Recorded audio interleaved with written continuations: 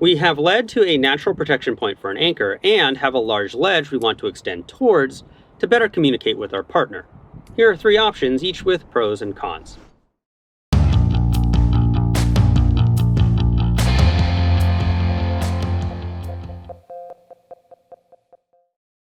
Hello, I'm Jason. Moderate terrain can often have significant ledges that can create rope abrasion and hinder communication with our following climber. But those same terrain types often have plentiful options to use natural terrain features for anchor points. Using the climbing rope's unmatched length, we can both utilize these terrain features and extend ourselves towards the ledge's edge. Here are 3 options for doing so.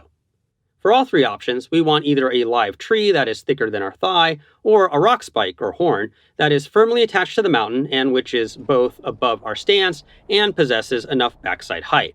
This all helps avoid an upward pull, taking the rope off of the rock. If we can walk around the terrain feature, then maybe the most intuitive extended anchor is made by making that circumnavigation, creating our distance from the ledge's edge, and then tying a BHK, or big honkin' knot. This is simply an overhand made with bites from both strands. The loops become our master point, and we want some length between our tie-in and the BHK to avoid having a tug on the master pull us off of our feet.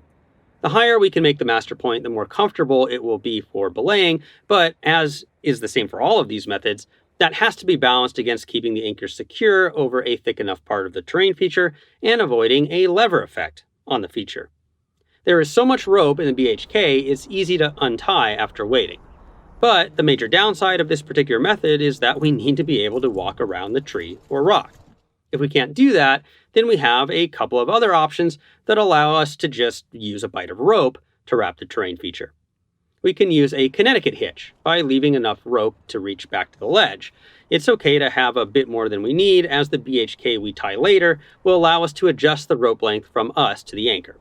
Then, taking what we'll call a middle bight, we pull that middle bight around the feature. Take another bight from the strands coming from us and the other climber, and pushing that new bight through the middle bight. Then we clip a locking carabiner through the middle bight and behind the strands of that second bight.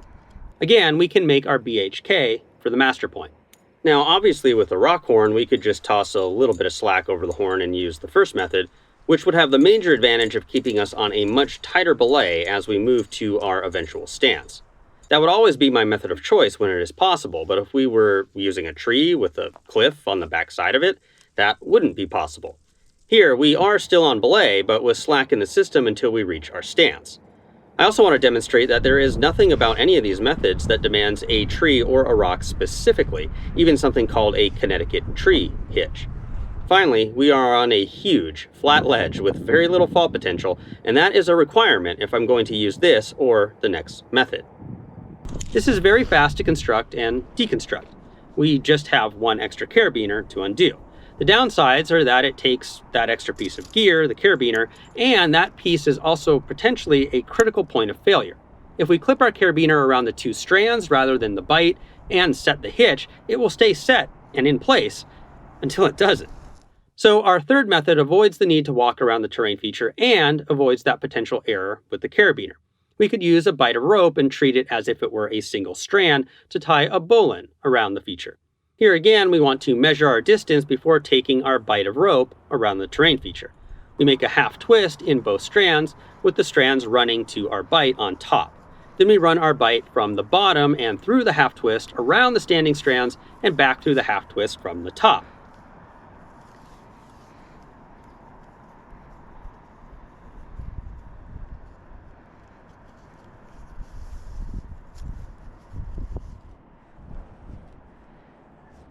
We make sure that we have at least 30 centimeters of tail and then finish it with an overhand stopper.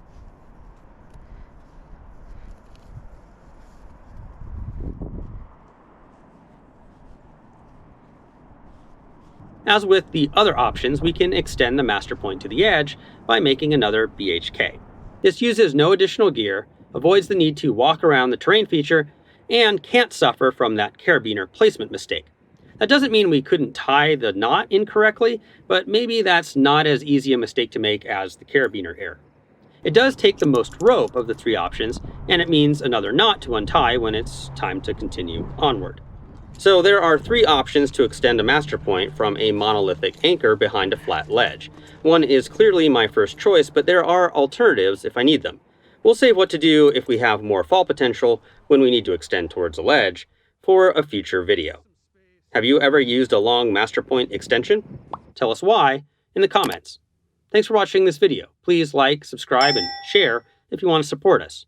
For more information, you can go to our website at www.shortguysbetaworks.com.